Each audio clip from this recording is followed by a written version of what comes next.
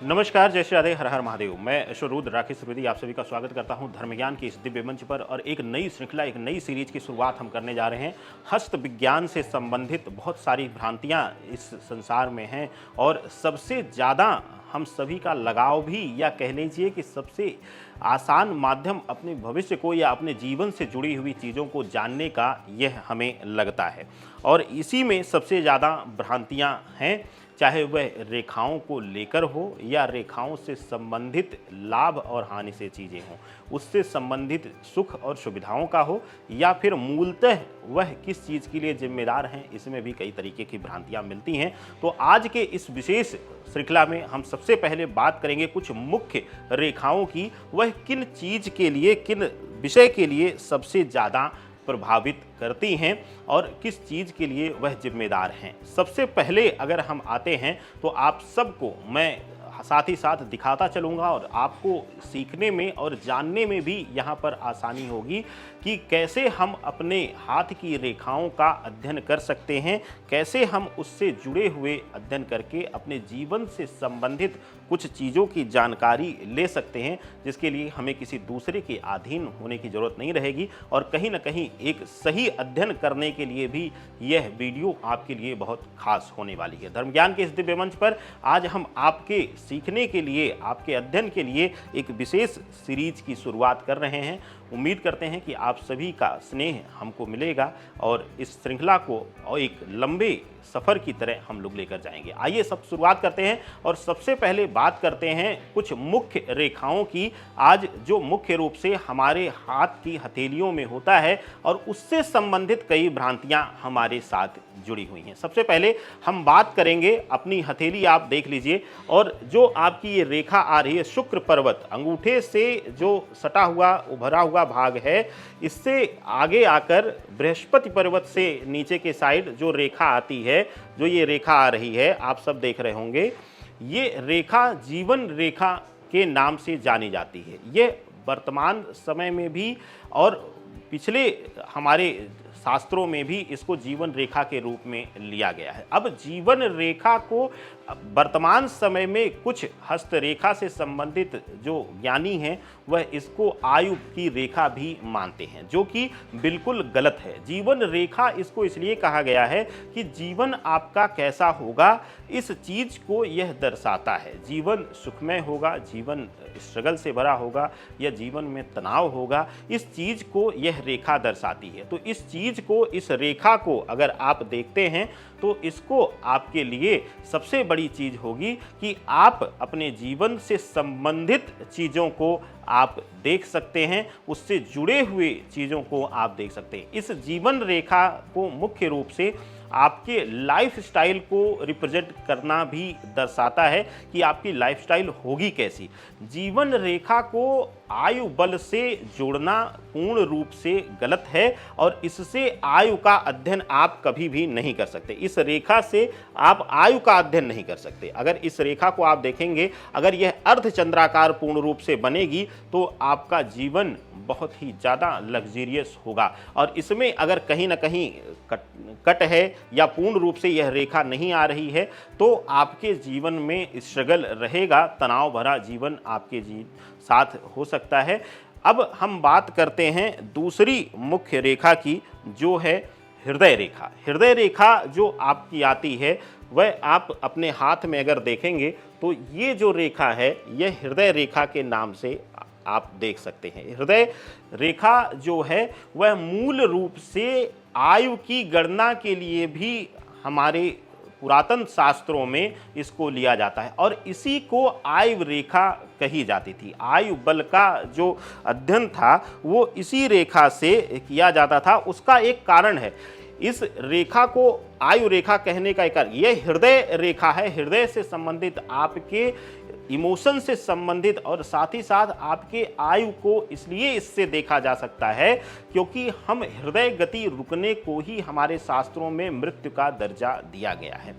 शास्त्रों के अनुसार अगर आपकी हृदय गति रुक जाती है तो आप मृत घोषित किए जाते हैं। इसीलिए हम अभी वर्तमान विज्ञान में हम मस्तिष्क रेखा से भी हम इसको कोरिलेट करते हैं कि वर्तमान समय के ज्योतिषानुसार हम इसको थोड़ा सा मस्तिष्क रेखा से भी भटकाव लेते हैं और मस्तिष्क रेखा से भी इसका प्रभाव देखते हैं। लेकिन मूलतः हमारे शास्त्रों में हृदय रेखा को भी आयु का कारक माना गया है, और अगर हृदय रेखा सही है, सटीक है और पूरा आ रही है पहचान में, जैसे कि आप मेरी हथेली में देखेंगे तो आयु बल पूर्ण रूप से दिखेगा। और आयु बल जो है यह दर्शाता है कि आप अपने जीवन के चौथे पड़ाव यानी कि 50 से अधिक आयु के जीवन को आप व्यतीत करेंगे।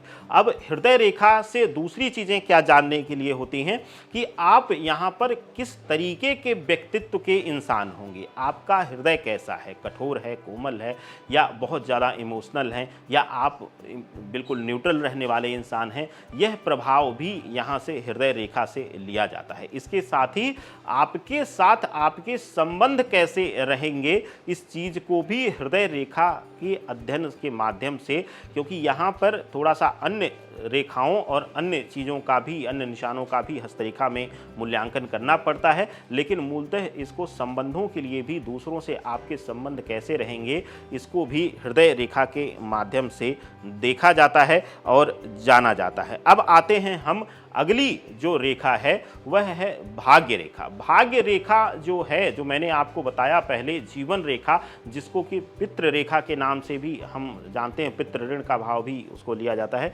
आप जीवन रेखा के बगल से ही एक रेखा आती है जिसको हमने अभी हृदय रेखा के बिल्कुल नीचे से अगर आप देखेंगे तो यह आती है।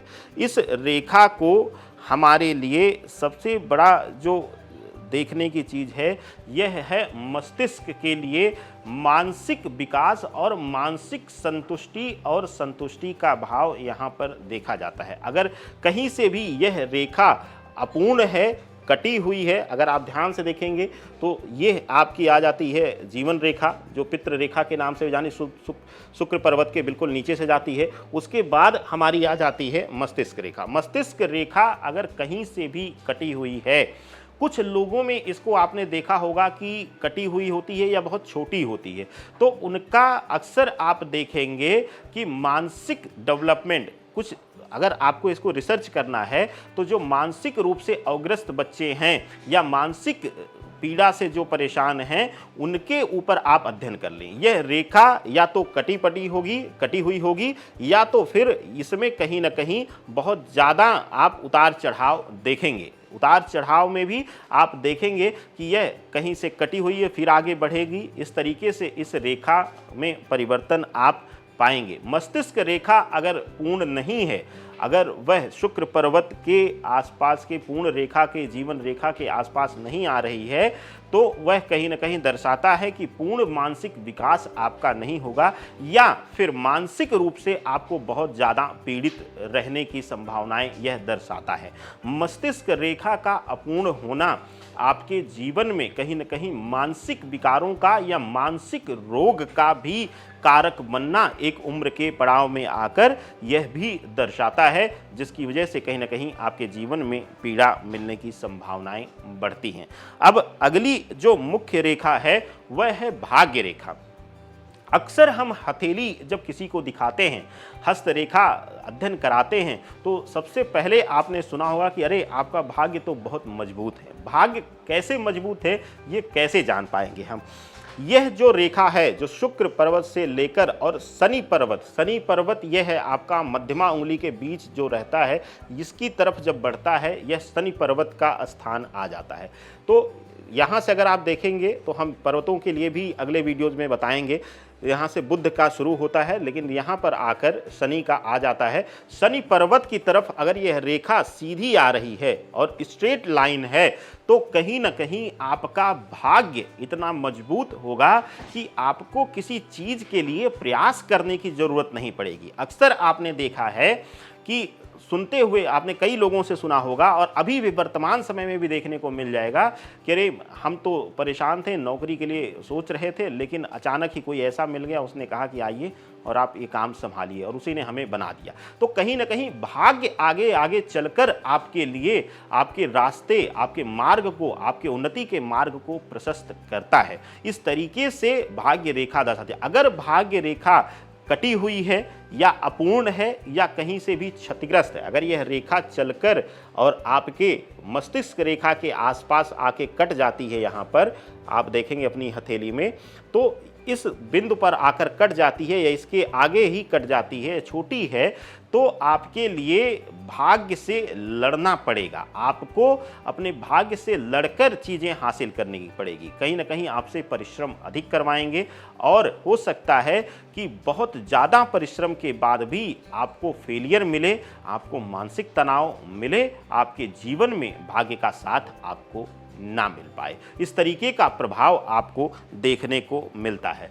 अब हम बात करते हैं आज के एपिसोड के लिए, आज के सीरीज के लिए अंतिम रेखा के बारे में, सूर्य रेखा। सूर्य रेखा को कहीं न कहीं पितृभाव का, पैतृक सुख का, और साथ ही साथ अगर आप गवर्नमेंट सर्विसेज में शीर्ष नेतृत्व में अगर नौकरी करना चाहते हैं, आईएएस पीसीएस की नौकरी के लिए प्रयास कर रहे हैं, या फिर कहीं भी उच्च स्थान पर नेतृत्व के रूप में आप बैठना चाहते हैं, लीडरशिप के मामले में आप बैठना चाहते हैं, तो सूर्य रेखा का मजबूत होना बहुत ज़रूरी हो जाता है। सूर्य रेखा अब आती कहाँ पे है? आप अगर देखेंगे, अगर आपको दिख रहा होगा, तो शनि पर्वत और सूर्य पर्वत के बीच में एक रेखा यहाँ पर आती है, जो कि कुछ लोगों में अधूरी रहेगी, छोटी रहेगी, तो कुछ लोगों में यह बहुत स्पष्ट और आ जाएगी, लंबी आ जाएगी। यह हो सकता है कि आपके भाग्य रेखा तक भी कई बार आ जाती है। तो अगर किसी की सूर्य रेखा बड़ी है, स्पष्ट है, मजबूत है, तो पिता से उसको संपत्ति लाभ, पिता से उसको अभूतपूर्व सुख और सुविधाओं का भोग मिलेगा। इसके साथ ही वह जहां भी रहेगा कहीं न कहीं शीर्ष नेतृत्व में और शीर्ष स्थान पर बैठेगा। चाहे वह प्राइवेट नौकरी में होगा वह व्यक्ति, तो भी वह एक शीर्ष नेतृत्व, एक शीर्ष स्थान को प्राप्त करेगा, या फिर वह आईएएस पीसीएस के लिए भी अगर प्रयासरत रहेगा तो वहां भी उसको सक्सेस मिलेगी। इसके साथ ही ऐसे व्यक्तियों का मान सम्मान, सामाजिक प्रतिष्ठा बहुत उच्च स्तर की होती है। उनको समाज में एक अलग नाम पहचान, व्यक्तित्व मिलता है और उनके कार्यों की लोग सराहना करते हैं, और कुछ लोगों को युगों युगों तक उनके कार्यों के लिए याद भी किया जा सकता है। तो इस तरीके की मुख्य रूप से रेखाओं का अध्ययन आप कर सकते हैं। रेखाओं के अध्ययन के लिए आप मूल रूप से सबसे पहले आपको जानना है कि किन रेखाओं के लिए कौन सा भाव जिम्मेदार है, किस सुख के लिए जिम्मेदार है। अगली वीडियो में हम बात करेंगे कुछ विशेष तरीके से हथेली में हर ग्रह के पर्वतों के, हर ग्रह के स्थान का, और कैसे वह पॉइंट और वह जगह, वह स्थान हथेली में अलग अलग भाव दर्शाता है, कैसे उसके शुभ और अशुभ की पहचान आप करें, ये भी हम चर्चा करेंगे। तो आप सबके स्नेह के लिए कोट से धन्यवाद। आप सबसे फिर मुलाकात होगी इस विशेष श्रृंखला में। तब तक के लिए हमें दीजिए इजाज़त। नमस्कार, जय श्री राधे।